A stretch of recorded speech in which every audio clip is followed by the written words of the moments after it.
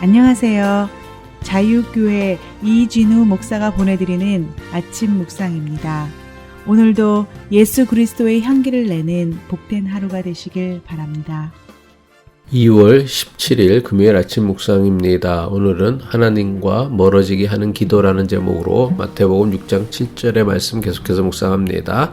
또 기도할 때에 이방인과 같이 중언부언하지 말라. 그들은 말을 많이 하여야 들으실 줄 생각하느니라.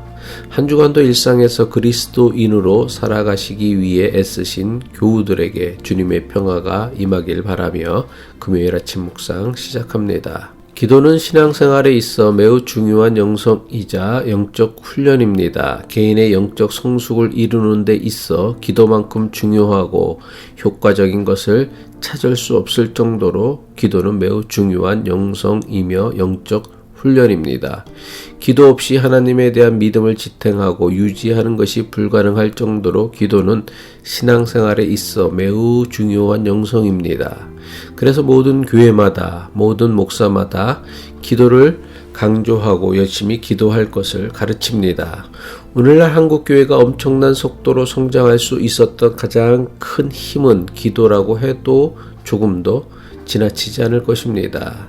새벽 기도로부터 시작해서 수요 기도회, 금요 철야 기도회 등 한국 교회가 가지고 있는 기도의 열심과 열정은 그 어떤 나라의 교회와도 비교할 수 없을 만큼 대단합니다.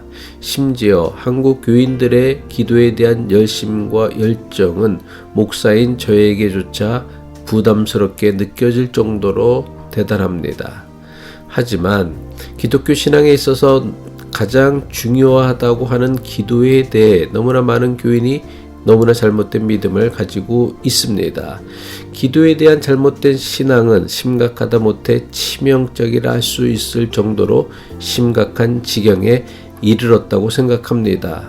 기도로 흥한 한국교회가 자칫 기도로 망할 위기에 처해 있다고 할 만큼 기도에 대한 잘못된 신앙이 교회와 교인들 사이에 가득합니다. 개인적으로 저는 한국교회가 가지고 있는 잘못된 신앙 가운데 가장 심각한 것 하나를 들라면 조금도 주저하지 않고 기도라고 말할 것입니다.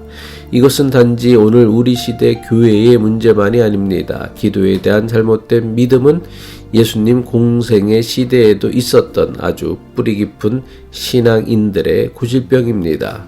예수님께서 공생의 사역을 하실 때도 하나님을 가장 잘 믿는다고 하는 사람들의 기도는 하나님께서 원하시는 기도와는 정반대의 모습을 가지고 있었습니다. 예수님께서 기도에 있어서 가장 심각한 문제로 경고하신 것은 외식하는 기도였습니다. 기도는 하나님과 깊은 영적 규제이며 오직 하나님께만 드려지는 것입니다. 그런데 당시 유대인들의 기도는 하나님이 아닌 사람들에게 보여주기 위한 기도를 하였습니다. 예수님께서는 자신의 경건을 자랑하기 위한 기도를 외식하는 기도라고 엄중히 경고하셨습니다. 외식하는 기도는 아무리 자주, 아무리 많이 기도한다고 해도 이것은 기도가 아니라 기도를 흉내내는 것에 불과합니다. 예나 지금이나 하나님을 가장 잘 믿는 사람처럼 자신을 남들에게 보이려 할 때 가장 많이 사용하는 방법이 바로 기도입니다. 그리고 이것은 교인들보다는 목사에게서 더욱 자주 나타나는 모습입니다.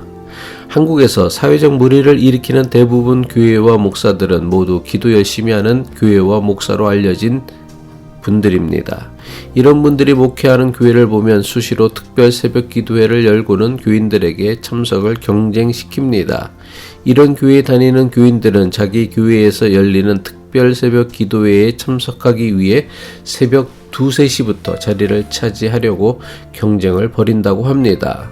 얼핏 대단한 신앙의 열정처럼 보입니다. 하지만 새벽 2, 3시부터 교회에 나가 특별 새벽 기도에 참석한 사람이 그날 일상적인 삶을 제대로 할 수 있을까요? 과연 이런 남편이 직장에 가서 제대로 일을 할 수 있을까요?